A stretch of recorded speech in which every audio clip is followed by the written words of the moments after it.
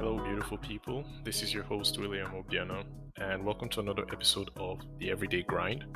And show us to share our experiences, learn from each other, and stay aware of the events going on around us. If you'd like to connect, you can drop a chat on socials on Twitter at William Obiano and on Instagram at William Obiano. Now, on Friday, the Bureau of Labor Statistics on the job market actually dropped a report, and they were trying to combat the inflation that has been going on since past year, and it was a little bit optimistic since they found out a couple of things that they would do and some laws that they're going to pass that's going to help everything calm down.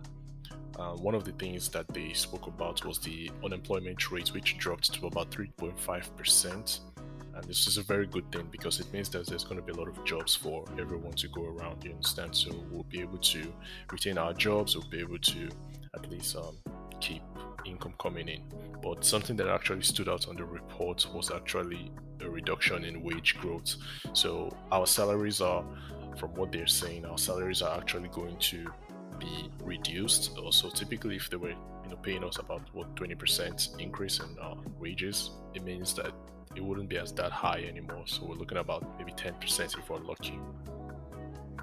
Although the government had plans to reduce the inflation by other means, such as bringing down the interest rates or maybe changing a couple of policies that would ensure that the way they're spending money would be cut down. They wanted to actually do this by significantly reducing the wage growth because from their point of view, this would reduce inflation in the short term by reducing the cost of production for businesses and services. So by these companies actually bringing down their costs, the pressures for the demand for these services will go down.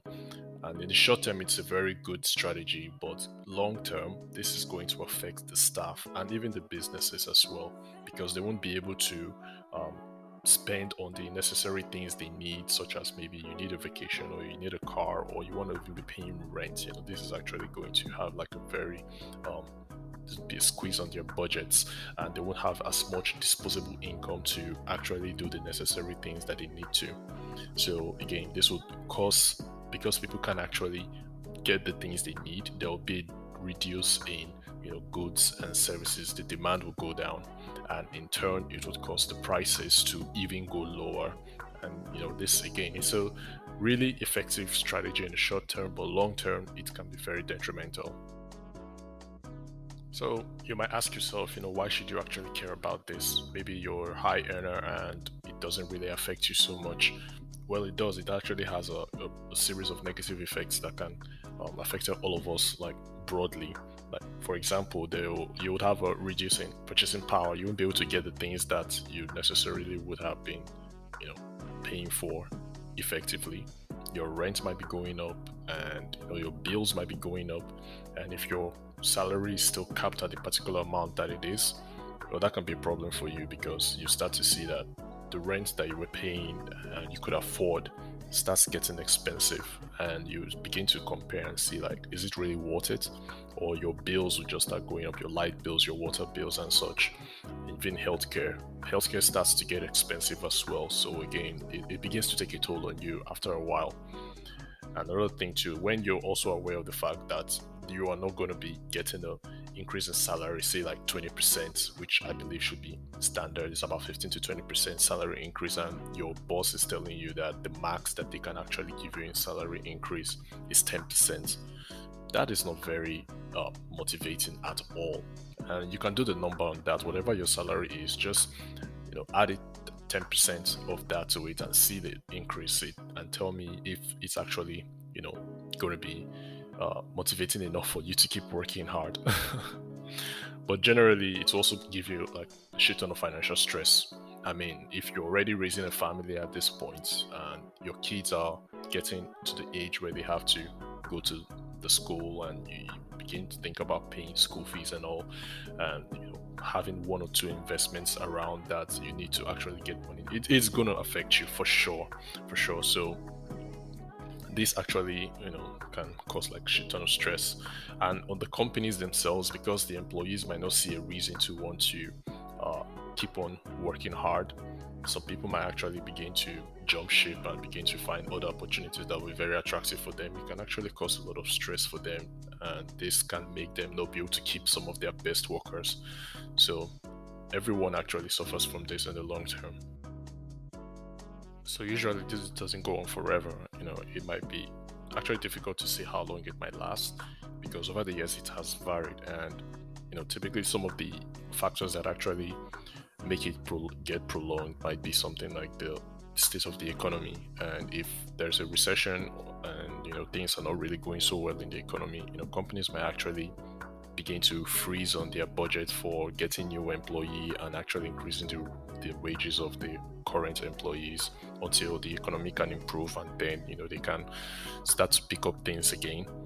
Or if people are actually in a situation where the wage growth is slow and they are looking to switch the jobs, and companies begin to notice that a lot of people are in the market right now looking for a job, there might be an incentive for them to actually pause on increasing salaries, because they will feel like, well, they can get people for cheaper, so why not? And if the labor market is actually not very it's not very nice, so maybe there's a lot of people graduating and the labor pool is filled with so many hungry young people looking for jobs, that could also affect the wage growth. So even though the catalyst for the wage growth was initially the economic situation and the inflation going on, companies might begin to find other reasons to extend that and not want to increase the salary. So again, depending on the situation, it might be influenced by different conditions.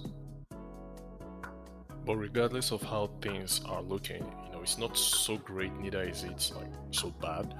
You can always manage yourself, during this kind of periods. So, for example, you can some of the things you can do to keep yourself in check while you ride out this period is to make a budget. So just take account of all your expenses, your rent, your bills, and all the other expenses that get to keep you alive, your food, your entertainment.